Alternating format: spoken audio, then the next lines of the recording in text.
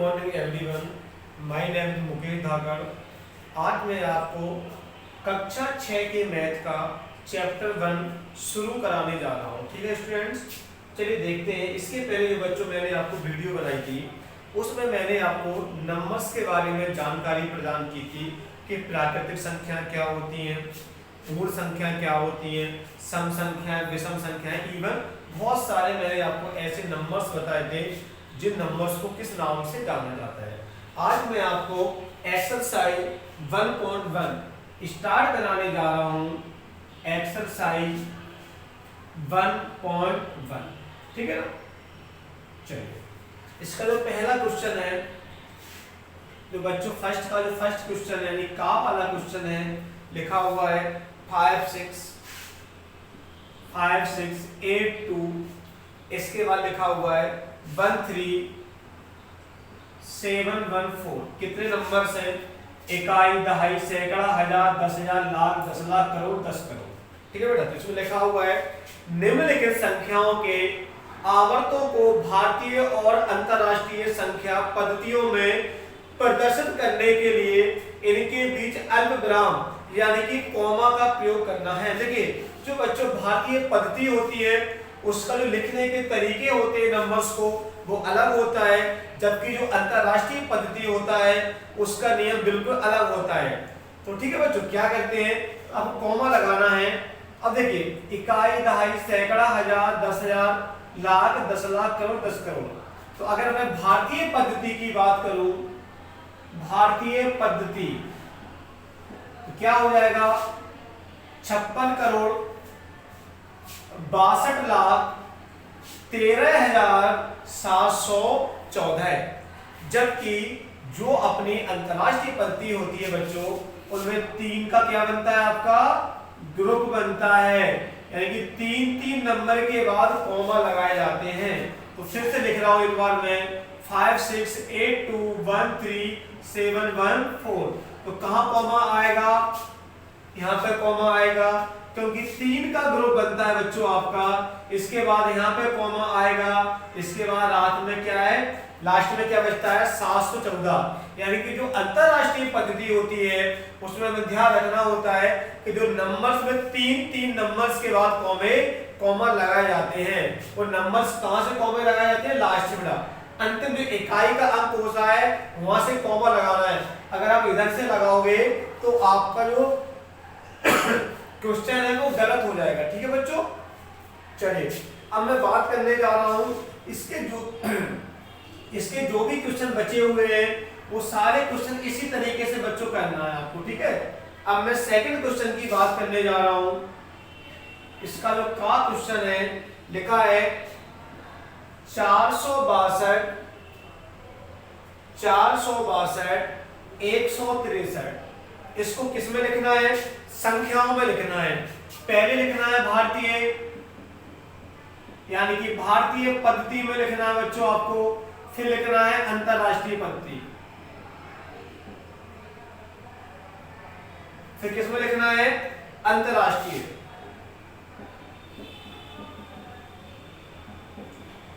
पद्धति में लिखना है। तो क्या होगा, इसे कैसे लिखेंगे? इकाई, दहाई, सैकड़ा, हजार, 10,000, लाख, 4 लाख 62,000, इसके बाद 163। ठीक है।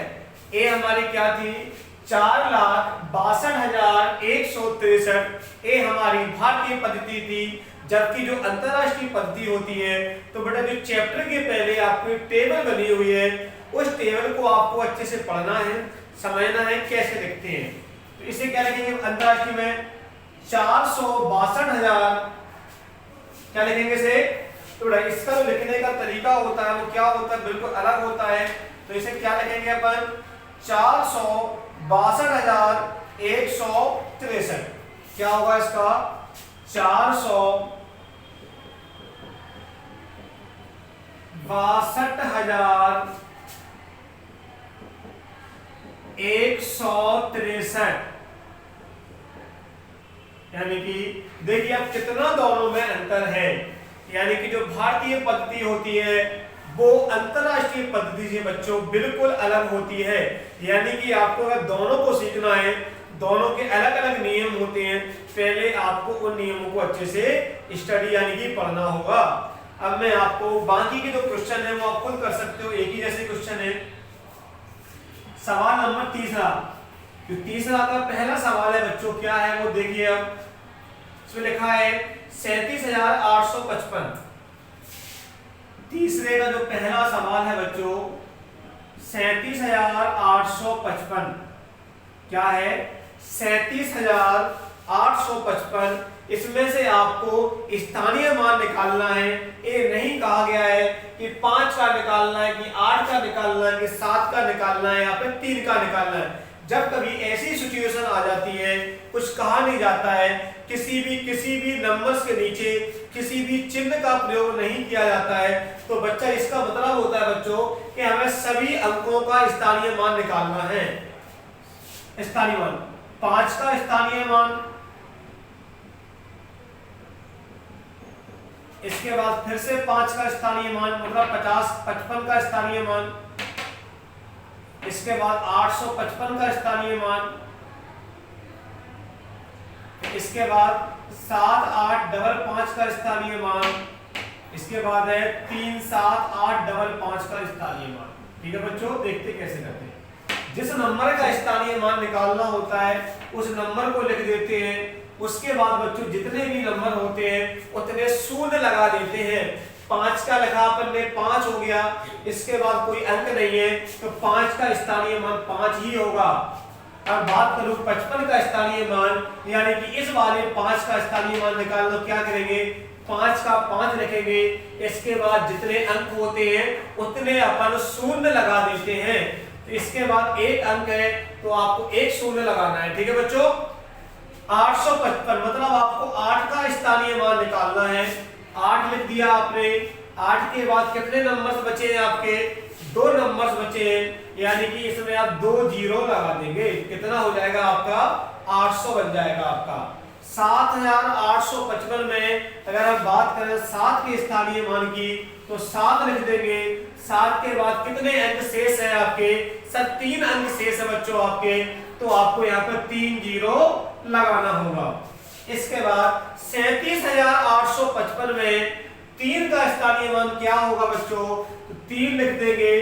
3 के बाद 1 2 3 4 यानी 4 नंबर इसके आगे हैं तो आपको 4 जीरो लगाना होगा। इस तरीके से आप किसी भी अंक का, किसी भी नंबर्स के आप स्थानीय मान निकाल सकते हो।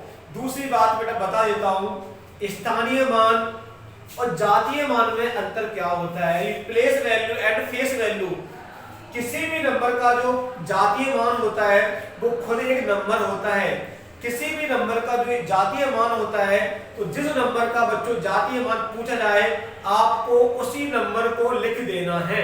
ठीक है, आपको समझ आ रहा होगा, ऐसी हम उम्मीद कर सकते हैं आप लोगों से। अगला क्वेश्चन, 4th वाला क्वेश्चन, विस्तार रूप। विस्तार का मतलब होता है एक्सपेंडेड फॉर्म। 4था क्वेश्चन, इसका जो का वाला क्वेश्चन है 98 का विस्तार रूप लिखिए। कितना करना है, विस्तार रूप। विस्तार रूप का मतलब होता है ये अपने आप में क्या होते हैं, स्थानीय मान होते हैं। अब बात है 9 की तो 9 लिख देंगे। इसके बाद एक अंक है तो 1 जीरो, 8 बचा, 8 था 8, यानी कि 98 को बच्चों हम 90 + 8 लिख सकते हैं। इसी तरीके से अगर खा वाला क्वेश्चन है जो 532, उसे क्या लिखेंगे, 5 का स्थानीय मान 532 का